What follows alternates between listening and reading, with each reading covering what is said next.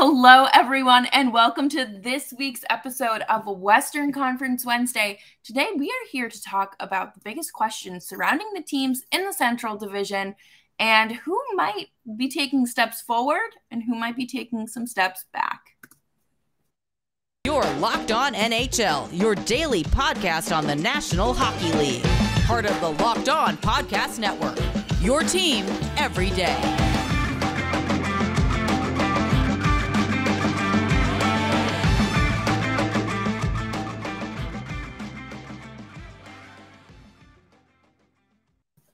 Well, hello everyone, and welcome back to Locked On NHL.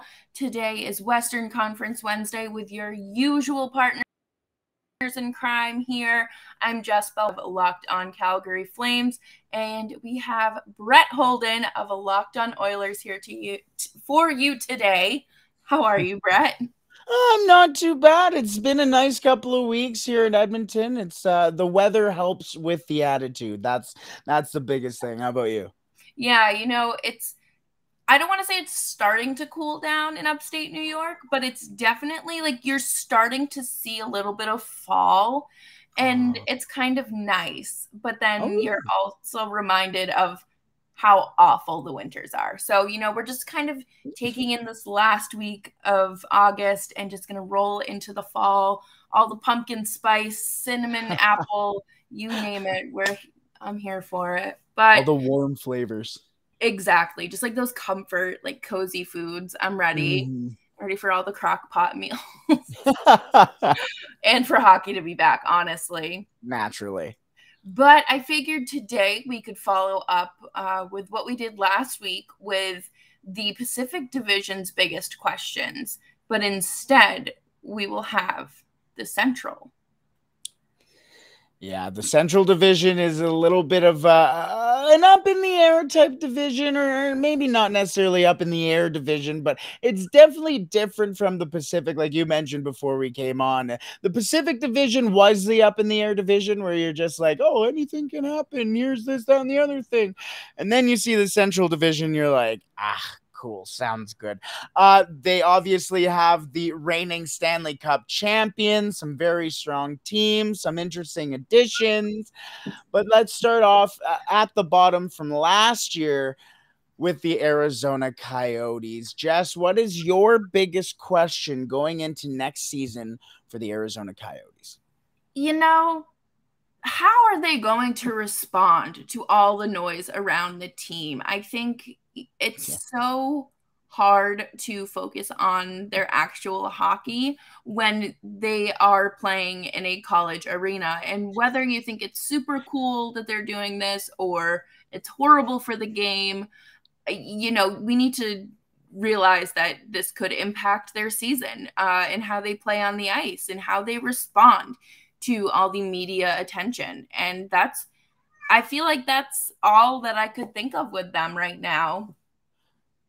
I mean, it's fair though, because there is you're playing in a 5,000 seat arena, which you haven't really done if you're an NHLer since not even Major Junior, really. Major Junior even has a lot more fans going to those games. And there's still, even if you go to college, like Claire Drake Arena feels like it's here in Edmonton, feels like it's bigger than 5,000 are they allowing in there? And I think it's around that, yeah. And that's the thing, and with Arizona being Arizona, how many snowbirds, especially from Canada, from colder states, are coming down to live there or stay there or visit there. Most of the fans probably aren't going to be Arizona Coyote fans in that small arena anyways. So that's home games aren't really going to feel like home games for them at all in Arizona. Definitely. And, I was thinking back to last season, they were still playing at their regular arena, but they played the Bruins. And one of my friends from Boston moved out to Arizona, and he went, still a Bruins fan. It was silent pretty much for when they welcomed the Arizona Coyotes, and you would have thought it was a home game for the Bruins. That's insane. I don't know. It's just something to look at and to think about. And, it could be really cool or it could be really bad. Yeah, that's the thing as well. See, and for me, I am going a little bit more on the ice, and that is the youth. Is the youth? Are the kids okay? Or can the kids contribute right away? Because the thing is the Arizona Coyotes aren't necessarily done yet, and the unfortunate thing is that the move that they are probably going to make, and that is moving Jacob Chikrin, really depletes an already depleted defensive core for the Arizona Coyotes. I mean, JJ Moser, which was their like second or third round pick last year in the 2021 NHL draft, actually played last year for them, which is very interesting. They have Dyson Mayo, an Edmonton Oil King legend who's been in the Coyotes organization for a while, but then Troy Stetcher, is he really a needle mover? Connor Timmins, is he a needle mover? Shane Gostisbehere is, I mean, a little bit of a resurgency there, but there was just nothing. Really, the only thing for me that I like a lot about the Arizona Coyotes is their goaltending. Kind of, or maybe I should say more their goaltender. I like Karel Vejmelka. I think he's very solid. He's in a tough situation in Arizona, but he made the most of it last year. So that's my biggest thing: is will the youth be able to help guys like Vejmelka? And if Chikrin gets moved, can those youth step up? Right. It's kind of like a what now situation.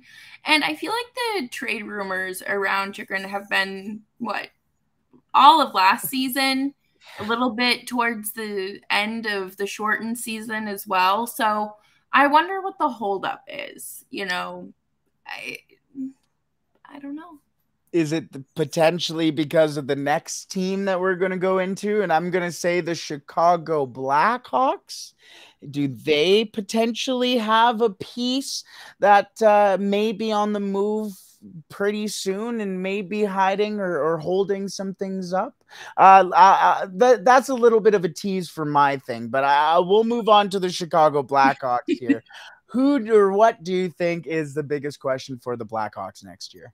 Patrick Kane. Patrick Kane, I think that him and Jonathan Toews are big questions, but I think it's more likely we'll see Patrick Kane moved. It's very confusing to me. Jonathan Toews as a leader is very questionable to me. And then with when Alex DeBrincat left, when he was traded, he was traded, right? Yeah. Yes. Because he was okay. It's been a wild off season. I kind of knew that this team would be unraveling even more than they already have been for the past few years, because DeBrincat was kind of the guy that they were building around, or I would have assumed you would build around once Kane and Toews are gone. You just kind of ride out the end of their little contract or move on from one of them, and you really focus on that. But Patrick Kane is, up on the chopping block. Yeah, and that's the thing. That kind of goes towards what we were just talking about with Jacob Chikrin. Does a Patrick Kane move kind of put Jacob Chikrin in the queue? Because some teams and I say some teams as in the one over my left shoulder here with the Edmonton Oilers, there are questions on whether or not the Edmonton Oilers should deal for Patrick Kane or Jacob Chikrin. And that is kind of the deal with a lot of the teams that are talking about Patrick Kane is, okay, can we absolutely bolster our offense, or should we take a look at our defense? And that's my question is Patrick Kane. When does Patrick Kane move? What comes back in return for Patrick Kane? And what do they do from there? My big thing, again, is kind of with the youth of that team. And I'm not going to lie, they have a lot of draft picks. Not a lot of them do I think are uber fantastic. They just selected Kevin Korchinski in the past draft. Kevin Korchinski's offensive capabilities are through the roof, But my issue with Korchinski is his defensive work rate. I think sometimes he gets lost in his own end and he isn't fantastic at recovering, and that defensive work rate isn't exactly there. Obviously, the offensive upside, as mentioned, is there. But other than that, Frank Nazar, they selected this year, very solid pick, but again, not necessarily a guy that you're going to try and build your organization around. I just don't see a lot of promise from the organization out of basically within the organization. So what can they or what will they get from Patrick Kane, and what will they do afterwards with those players? And well, basically the haul that they get with them. Yeah, absolutely. And, I thought that Kyle Davidson had a really promising kind of like attitude with his hiring and kind of like what he was already tinkering with. But then just like everything else involving this hockey team, it kind of showed its ugly head very soon. And, maybe I am being too harsh because it hasn't been a full off season where he's in charge. So we'll have to see. I don't know. I'm interested to see who ends up getting Patrick Kane. That's really the biggest thing. That is the biggest thing. And again, just to kind of my point again with their prospects, I'm looking through this prospect pool and I can't tell you it's anything to write home about. I mean, they have Colton Dach in there as well, a fantastic player, but they just traded Kirby, so I don't assume he's going to join that team at any point. Genuinely, my favorite player within their organization or favorite prospect that they have is Nolan Allen, who is a defenseman out of the WHL. There's not a lot of top end prospect talent for me in the Blackhawks organization, and I just don't see a very promising future for this team coming up at all. Rats. Yeah. Oh man, that's such a shame. Dang it. Couldn't happen to a better organization. I know, seriously. And do we travel north to Winnipeg? Yes, we're going north, and then we're going to take a quick we're going to go north, and then we're coming back south to a very interesting it feels kind of a Canadian type feel in Nashville, but that's not where we're going yet. We are coming north to Winnipeg.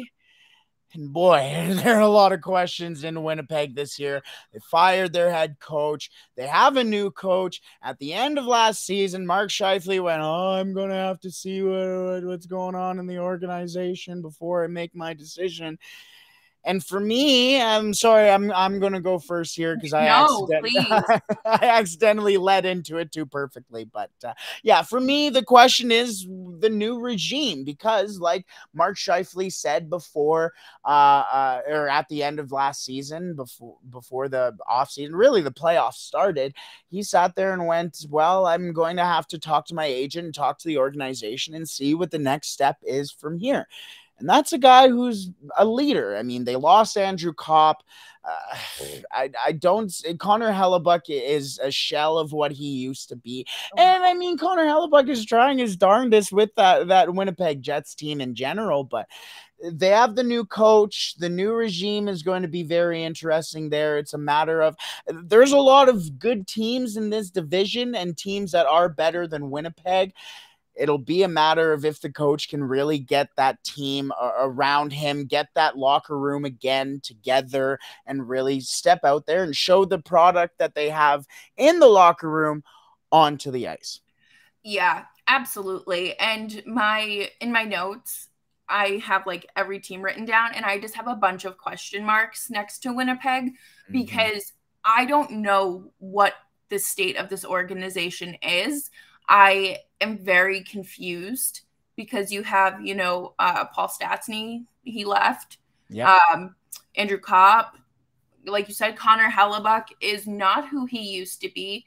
PLD was just kind of like, no, those rumors of me wanting to leave aren't true. And addressed it in a very weird way. Yeah. And I feel like Winnipeg is kind of in a position where the Flames were in a few years ago. They have no identity. They're in this weird retooling transitional phase, and they need to figure it out. And if your guy, Mark Scheifele isn't going to be able to,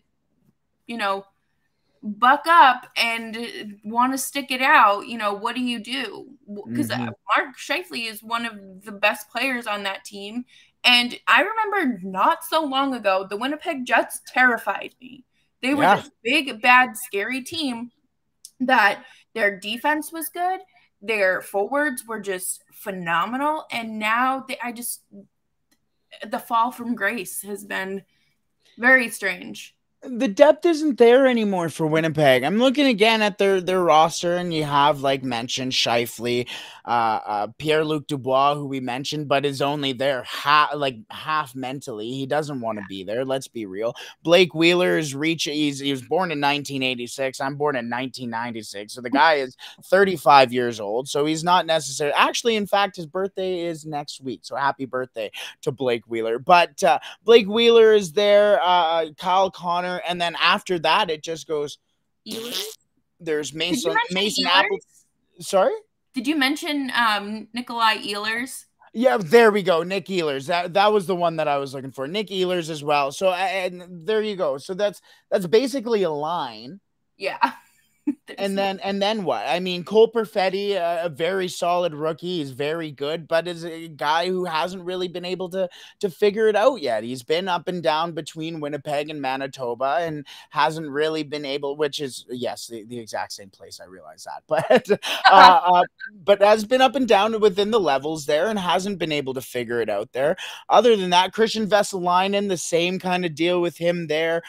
Just all over the place. There are too many, like you said, question marks. That Jansen Harkins, I think, is pretty decent, but a guy who is a depth guy, a lot of their guys, Adam Lowry, a depth piece. After that, you just have a whole lot of Then their defense isn't what it used to be. Neil Pionk is probably their best defenseman.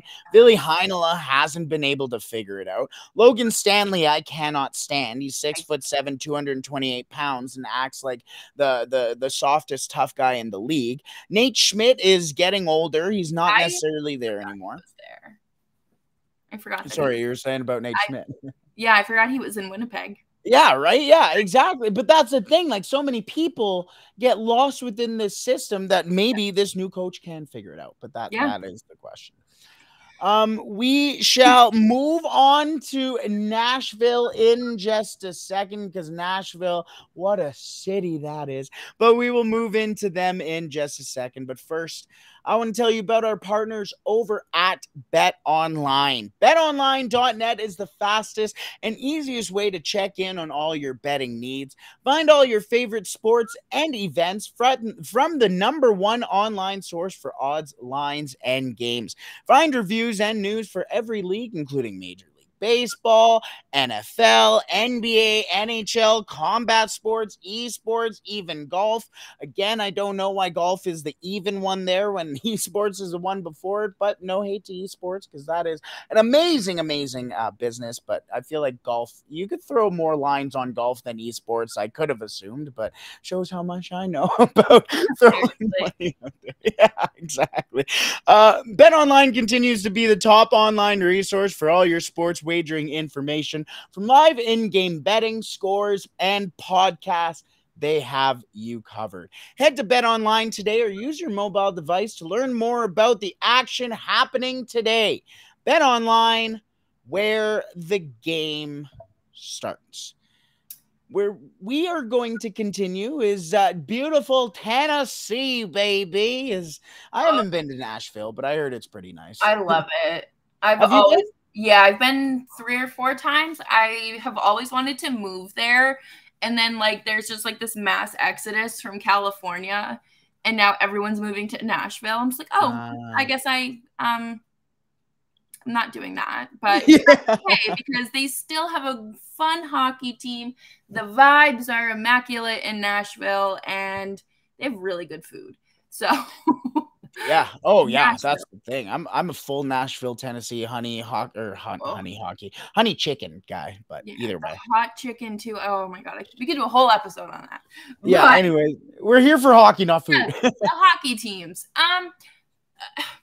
Nashville is, again, one of those teams, not as bad as Winnipeg, not as bad, because they can compete on some levels. But my biggest question for them is, how can they sustain or find some success throughout the season? I feel like they're always kind of this middle of the road hockey team that can't take it to the next level no matter how hard they try, whether they're injuries, inability behind the bench, or whatever the issues are. I feel like they can never take that next step.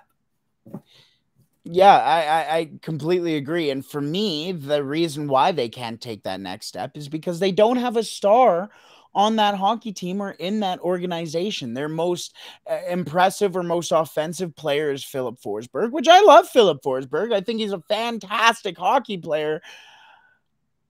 But is he a superstar? Is he a guy who's going to lead a team into a first round, into a second round, into a third round? Yes, the playoffs are very much about a full-fledged team, a full four lines, a three defensive pairing, and as Edmonton Oilers fans realize, a goaltender as well.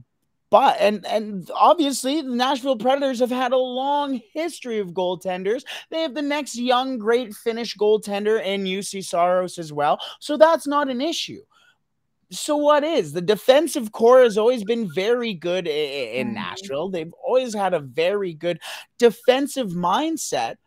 But that has been their downfall with their forwards as well. Their forwards have a defensive mindset as well, but you got to score goals to win hockey games.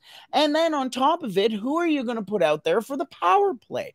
Because yes, you have Philip Forsberg, you have Matt Duchene, who is also getting older as well. He is not who he used to be. Nino Niederreiter is a great hockey player, but I don't think he really moves the needle. Eeli Tolvanen is just now not trying to figure it out. He's just now figuring it out in the NHL after some question marks coming into his first full year. Yakov Trenin as well, a decent secondary scorer, but not your go-to guy. Can Tomasino now come in and be a guy that a lot of people expected him to be out at juniors? I don't know. Tanner Jeannot is a great power forward, but not a guy who's putting the puck into the net. This is a team who is constructed around secondary scorers and power forwards, but their secondary scorers are their primary scorers. So where's your secondary scoring coming from then? It seems like the defensive part of their game is there and they're ready and is good and is solid, but their scoring and offense just hasn't been able to figure it out for years. Yeah, I 100% agree. And you were able to put it into better words than I was. But that's the state of Nashville hockey. And I feel like, I don't know if it's the general managers and his cabinet of scouts or what, but they absolutely need to figure out, they need to differentiate their primary scoring and secondary scoring. Yeah, it's almost a philosophy, I think, is the right word to use. They're just philosophy for what a winning hockey team looks like. Just is not successful. And again, it builds a very good hockey team. Yeah, 100%. But not a team that can win a cup. And again, David Poile, I was looking it up just to make sure that David Poile is in fact still the president of hockey operations and general manager of the Nashville Predators. And he has been since the start of their existence, really. So I was going to say, wasn't that the same year you were born, back in 96? Yeah, I rest my case. There you go. Like, and that was the type of hockey that was being played back then, right? So now it's 2022. I mean, you look at, again, I'll mention the Edmonton Oilers, Connor McDavid, Leon Draisaitl. Look at Calgary Flames. They have Huberdeau and Kadri now. You take a look at all these teams, and they have a 1-2 punch. No matter what, they have somebody out there that can score, and those are the most successful teams. Look at Colorado with name anybody. I mean, you could put McKinnon in there. You can put Landeskog in there. You can put in a defenseman named Nail Makar. Cale Makar. Nail Makar. Nail Makar, baby. I love it. That's Nail Yakupov's cousin. But yes, you take a look at all these successful teams. Look at Toronto. You got Marner and Matthews. But then you go to Nashville and you go Philip Forsberg, and that's right. You're just like, okay, Philip Forsberg. Yeah, but that was Nashville, a very not too offensively gifted team, and we will go a little more south to a team that is a little bit more offensively gifted, and that is the Dallas Stars. Jess, what is your biggest question for the Dallas Stars next season? Will they regress or will we see progress? Because they do have a mix of young talent coming in, and especially, with their goaltending, and then you have Jason Robertson, and then, you have older players who may have like the worst value contract, Tyler Seguin and Jamie Benn, who are there still. And you have to look at that team and think, you took a very competitive Calgary Flames team to 7 games overtime, and game 7 went to overtime. Do you use that as motivation, or are they going to slip back the same way they did when they went to the Stanley Cup final in the bubble back in 2020? 100%. No, I 100% agree. And that's the thing. Like you said, they do. Mike, Jason Robertson, you are one of my favorite players in the league. Just does a lot of things right. Has a very good attitude, very fun to listen to. I mean, on top of it, you got guys like Tyler Seguin and Jamie Benn looking at this team as well. I'm a big Ty Dellandrea guy. Joe Pavelski, of course. How can we not mention the massive season Joe Pavelski had last year? Then they signed as well Mason Marchment too. They brought in some very good guys. Logan Stankoven, who had a very solid World Juniors this past week or last couple of weeks as well for Team Canada. Riley Tufte too, a big body, a big moving guy as well. But I think they have a very solid forward core. But my question is the goaltending, and it's not a negative question.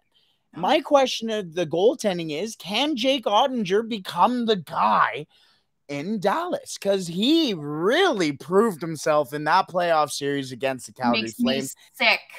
Fantastic. He almost won that series for them. Right. And that's the thing. So, like you said, when they went to the Stanley Cup Finals, that was great. But then what happened? Not much. Then last year, they get back into the playoffs.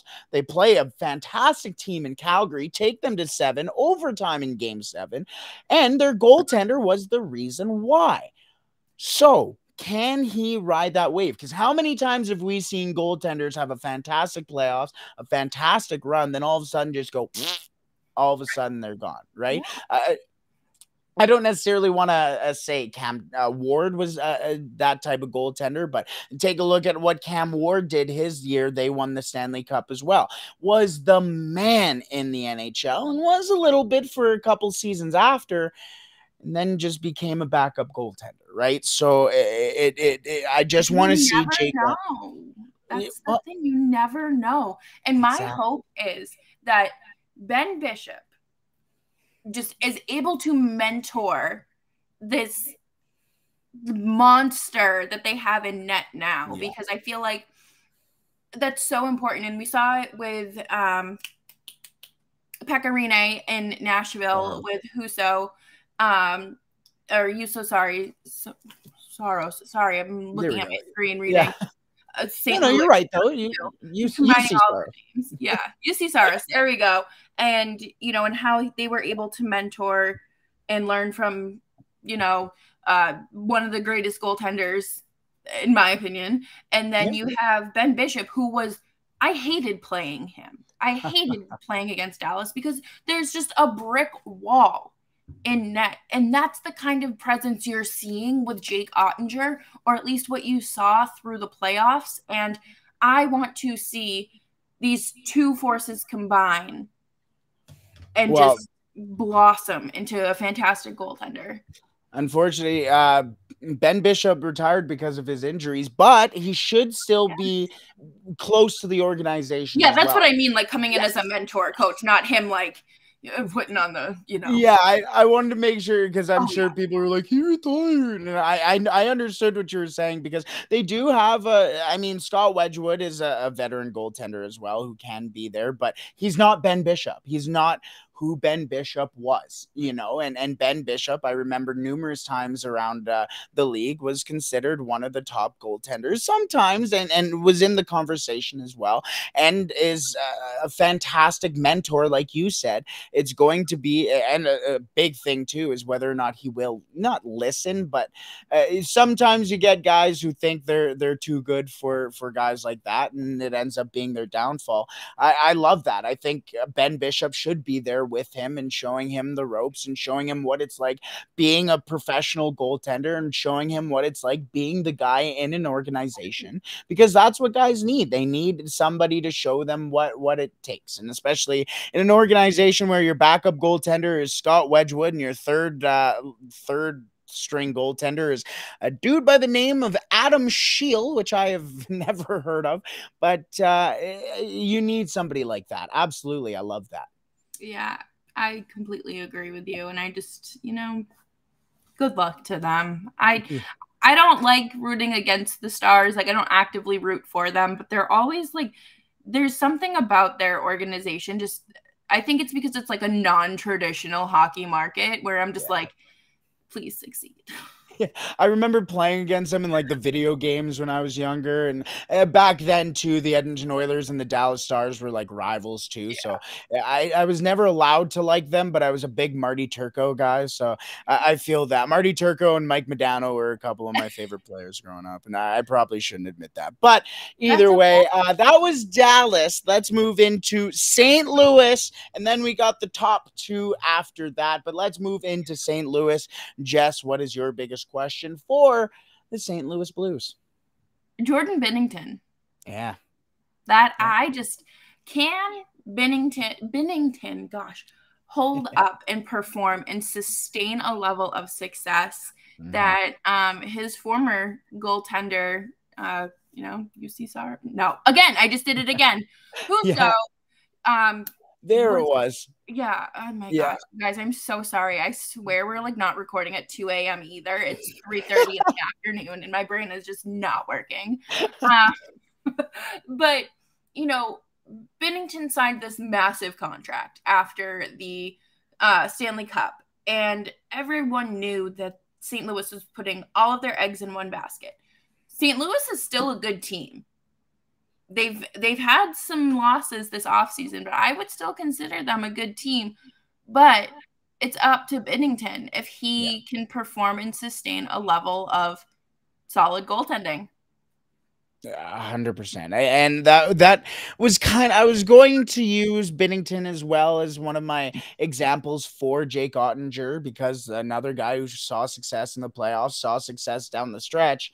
And then ever since then, there's been a lot of question marks around Jordan Binnington. Is he the guy? Is Ville Husso the guy? Oh no, now he's laboring, and now you need Ville Husso to be the guy. And then you saw what happened to him in the playoffs, just how easy it was for guys like Nazem Kadri to get under his skin and get into his head, and then see what happened there. I 100% agree. And it took me a lot to not put Jordan Binnington as the question, because that is the reason, or he will be the reason, why they will or will not be successful this year. For me, I have their forward core. I'm not a big fan of it. I mean, you got Vladimir Tarasenko, you got Braden Shen, Ryan O'Reilly's getting older. I like Jordan Kyrou, but you have a line and a half of very solid players. And again, it comes down to me is that depth. And again, also, it kind of comes down to the depth of their defense as well. I think Mikko Mikkola is the reason why the St. Louis Blues lost that Game 6 against the Colorado Avalanche, because they are going into, in that game, in Game 6, they're going into overtime. No question about it. They're tied up. You're just taking your sweet time with the puck, waiting for the time to run out. I'll never forget this play because I called it from the moment that Nico Mikkola took that puck and, for whatever reason, with about 15 seconds left, dumped it into the Colorado Avalanche zone and gave Colorado the final possession of the game. Well, guess what happened? Colorado took that puck, went 200 feet the other way, and scored and took their team to the Western Conference Finals. Yeah. It was one of the most boneheaded plays I had ever seen in the NHL. And I knew from the moment that he gave it up to a fantastic hockey team that they were going to lose right there and then. Yeah. And since then, I just have too many question marks about not only the depth of their defense, of their forward core, but just of their mindset as well, their hockey IQ and their coaching, and just go, what are you thinking? So I think maybe that's a little too much of question marks or a rant or whatever it may be, but there's too many for me almost. Yeah, I think that the St. Louis Blues are definitely an interesting case. This division is usually one where, you have like your top four, but I feel like we're going to see some slipping. Like they might still be your top four teams, but there's going to be some major slippages when it comes to their records and their just overall hockey performance. Totally. No, 100%. I agree. But coming up next, we are going to wrap up the show with the two biggest questions surrounding the two best teams in the Central Division here on Locked On NHL. Brett, how are you doing? I'm doing well. I'm kind of happy. I feel like, especially with the list and the last two teams here, you mentioned these are the two best teams. I do truly, I agree with that. But I think a lot of people are going to look at the second team and go, maybe not. But I'm 100% with you here. Yeah, I think that do we start with the Wild? I might as well. I'll leave the Stanley Cup champs till later. Yeah, we'll finish it out. They don't need any more publicity. But the Minnesota Wild, to me, are a fascinating case because I don't know if they know how good of a team they are. Every time I would check the standings, like around the trade deadline last year, I'd be like, does Minnesota know that they're good? Because I don't think they do. And then they'd fall a little bit, and it was between Minnesota and Nashville, I think, at one point for like a wild card spot. And I was like, what is going on? Like, what are they doing? But my biggest question is, can they take this next step as a competitive hockey team? I think that I don't know what it's going to take. They are a fantastic hockey team overall, but I don't know if they take themselves seriously enough to be this group of Stanley Cup champions. Like, I feel like it's so close. Mm-hmm. I 100% agree with you. I think, and that's why I liked this, because I love Minnesota. I think the Minnesota Wild are a fantastic team. I am the biggest supporter of Matthew Boldy there is. I got him in fantasy. I drafted him in fantasy, kept him tucked away the whole year, and I'm like, this is the guy. I'm telling you, this is the guy. And he showed up and proved to be the guy that a lot of people thought he was going to be. He came to a team that already had guys like Kirill Kaprizov, Joel Eriksson, who I think is basically Ryan Nugent-Hopkins as well, 2.0. I say as well because I say Ryan McLeod is Nugent-Hopkins 2.0. But you take a look at a full 200-foot game of Joel Eriksson. He can play in his own end. He can take important draws. He can play on the penalty kill and then go across on the other end in the offensive zone and take those important offensive zone draws, get good shots on net, and produce points as well. I love their forward core. Jordan Greenway, another guy who's still trying to kind of figure it out, but had a very good season last year. Big Matt Zuccarello guy as well. Just all over the place, have very good players, especially on that back end, I think is probably the best defensive core in the league. No offense to the Calgary Flames, but That's okay. Jonas Brodin, Matt Dumba, Alex Goligoski, Dmitry Kulikov, John Merrill, Jacob Middleton, Jared Spurgeon. Fantastic goaltending, defensive core, I should say. And then they have some pretty solid prospects on top of it. I'm a big Carson Lambos guy. They have Jack Peart as well, defensively, Damian Hunt. And then forward core, they have Marco Rossi, Danila Yurev. They traded for Brock Faber as well, of course. How could I forget about that? David Spacek. They have a lot of very good things coming down the line for them, and very good players as well coming down the line for them. But my biggest question for them is their second line. I mentioned I love their forward core. I like, obviously, Kaprizov and Eriksson Ek and all these forwards. But what happens on the second line? There's a little bit of not necessarily too many players up in the air for me in that second line, but just how do you distribute the second line? What is the second line for the Minnesota Wild? How are they going to produce? Are they going to be a more offensively gifted type of second line, so then you can never really take off the pressure of the opposing team? Are they going to be a little bit more defensive minded? What is the second line going to do?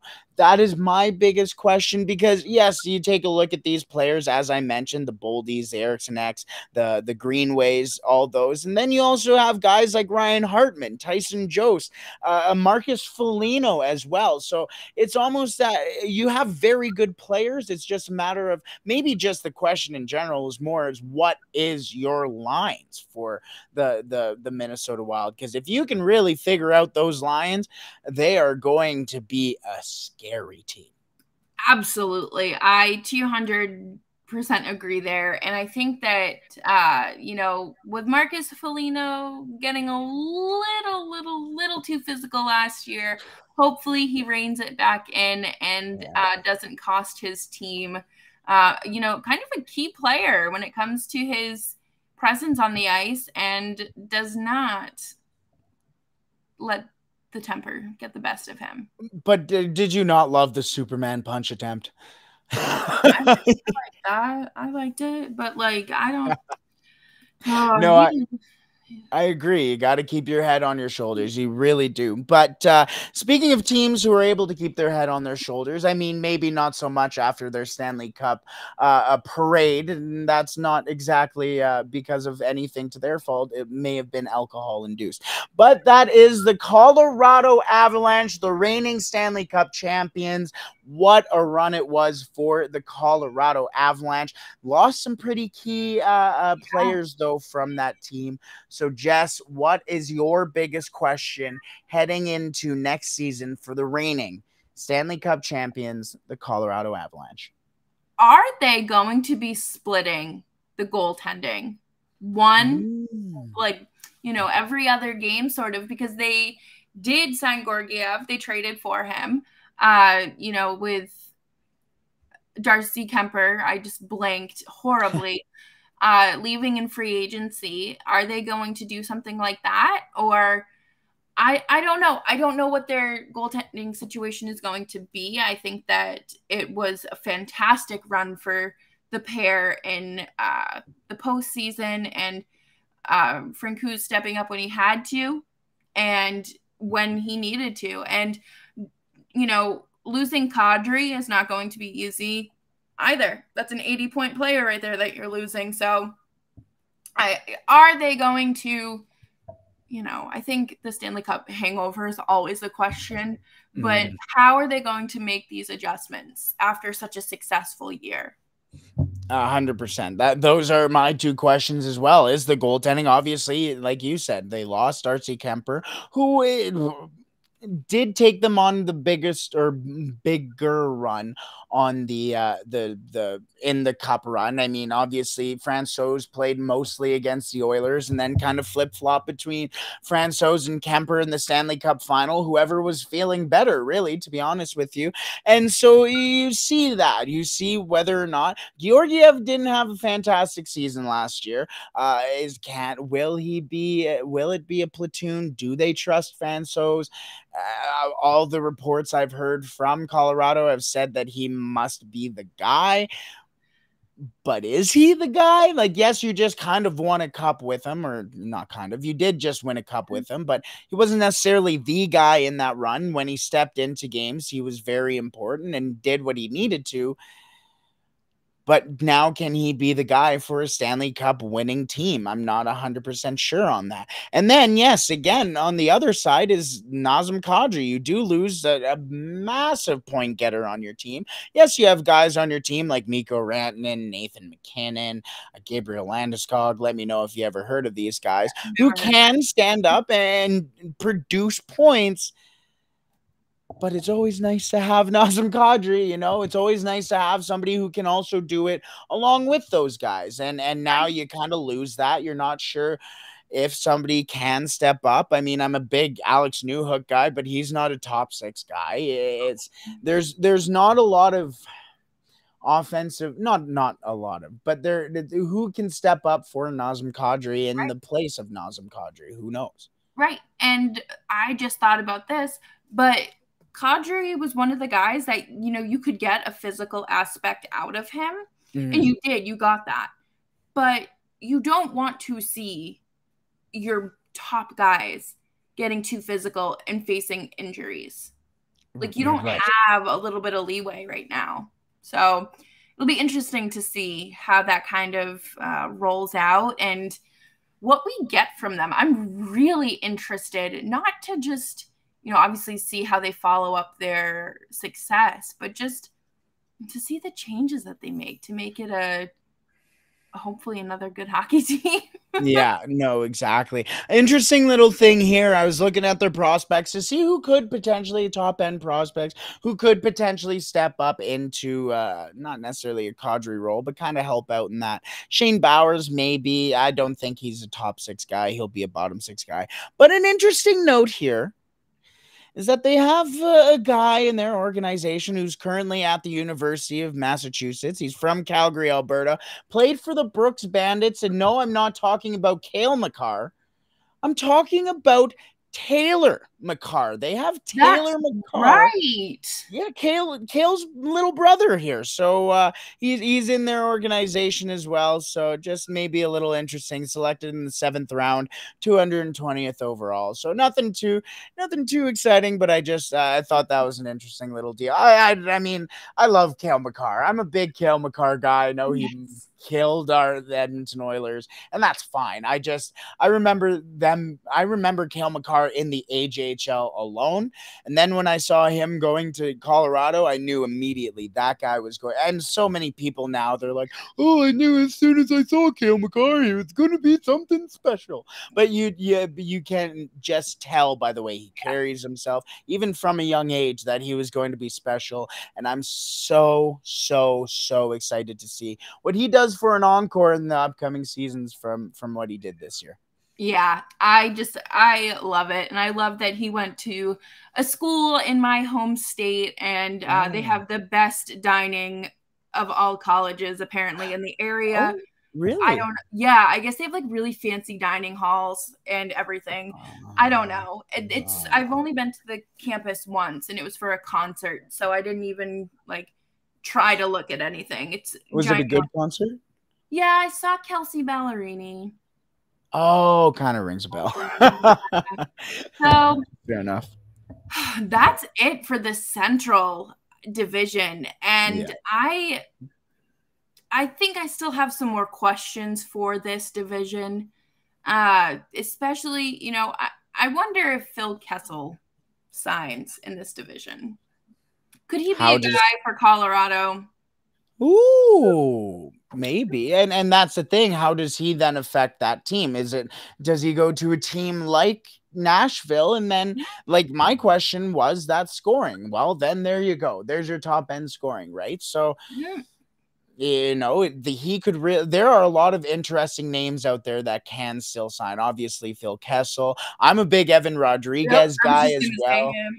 He is fantastic. It'll be interesting to see where he goes as well. A lot of moves still to be made, especially with training camp coming up. And obviously those position battles too. You might see a lot of movement soon. Yes, but for now, we will keep you covered through the off season. And as news breaks, you know where to find us here at Locked On NHL. And every team has their respective local expert covering each and every team. I'm Jess Belmosto. You can find me at Locked On Flames, and you can find my social media for the show at LO_FlamesPod, as well as my personal account at Jess Belmosto. Brett, let's pass it over to you. Yes, you can find me personally at The Real Holden 40. That is on anything, Instagram, Twitter, Discord. I don't know. But you don't care about me. You care about the Oilers. And you can find us at Locked On Oilers on Twitter, just exactly how it sounds, Locked On Oilers. Or make sure you can also subscribe to us on YouTube at Locked On Oilers as well. There, we are all over the place too. So make sure you tune into us there. Yes, and make sure you tune in to the rest of this week's episode of Locked On NHL, because we are here for you every day. Thank you all so much, and we'll see you next week.